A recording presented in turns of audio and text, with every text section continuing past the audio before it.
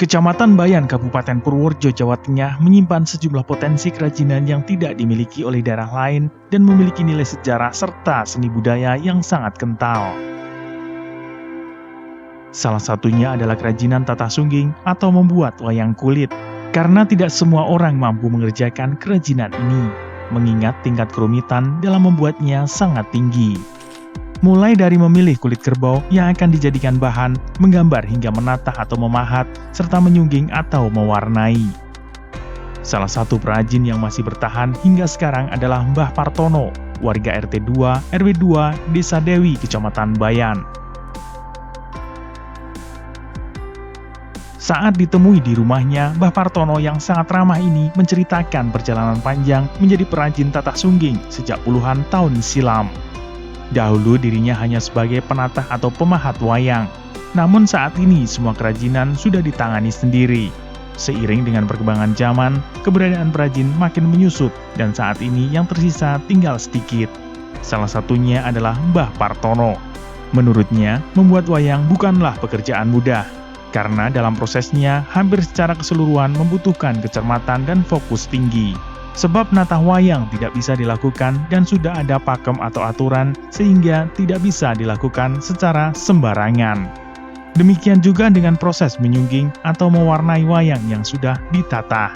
Juga butuh skill yang mumpuni. Sebab memberi warna pada wayang membutuhkan kejelian dan harus detail.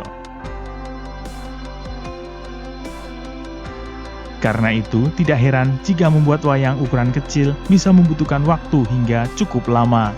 Apalagi untuk ukuran besar seperti karakter buto atau raksasa butuh waktu lebih lama lagi.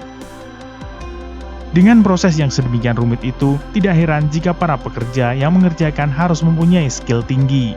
Satu kesalahan sedikit saja akan menghasilkan produk yang cacat dan menurunkan nilai serta kualitas dari wayang. Proses panjang itulah yang menyebabkan nilai wayang menjadi tinggi.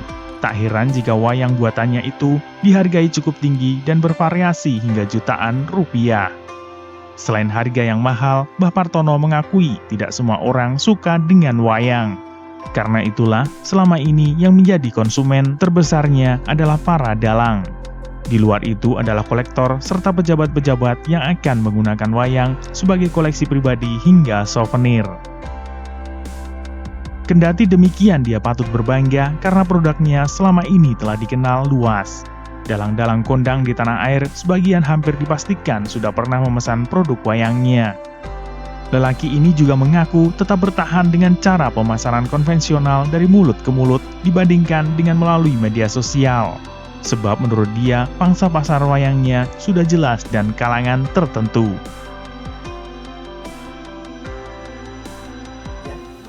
Dulu saya itu di Bandung SMP pulang bapak di rumah di sini nggak ada yang nunggu, adik saya sekolah di Semarang.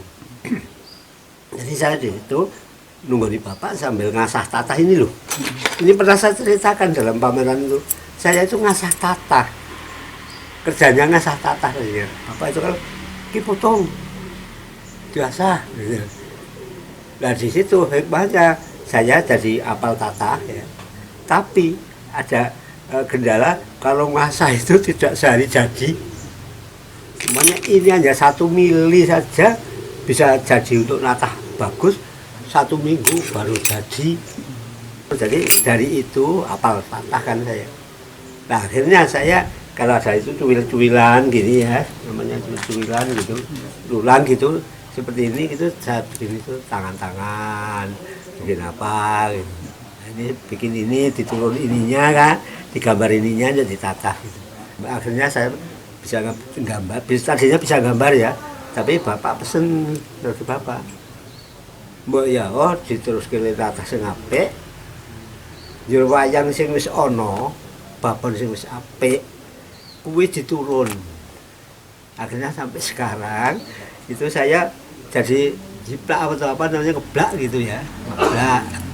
Sampai sekarang. Jadi dalam hati saya kalau gambar mungkin wayang nggak baik, kita gambar akan terjadi jelek, kurang sempurna. Tapi kalau nurun itu paling tidak jauh dari aslinya gitu loh. Berarti sejarah memang dari bapak-bapak dulu memang pembuat wayang apa? Oh, bapak itu dalang, tapi bisa bikin wayang. Nah, serawungnya bapak kebetulan Kali Gesing itu kan bikin wayang, natah ya. Nah, bapak sering digambari itu ditata ke sana. Kali Gesing itu dulu pengendangnya itu Songo, tapi bisa natah, makanya wayang Tuk Songo itu juga ada tanda tanyanya, mungkin juga buatan Kali Gesing, gitu loh. Cuma pondoknya memang rada anu lah, ya ada beda gitu. Ya seperti Kali Gesing dengan sini dengan bapak dulu.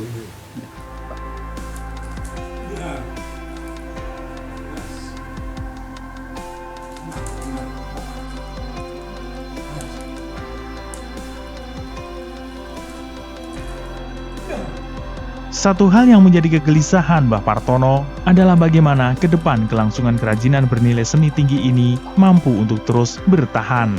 Sebab jika dilihat dari sekarang, minat orang utamanya anak muda untuk bertahan dan belajar natah sungging sudah makin luntur. Mereka lebih memilih melakukan pekerjaan yang lainnya. Pihaknya berharap ada upaya yang dilakukan oleh pemerintah untuk terus melestarikannya. Tidak sekedar bagaimana cara memasarkan, tetapi lebih pada mempertahankan ini sebagai sebuah warisan budaya dan seni.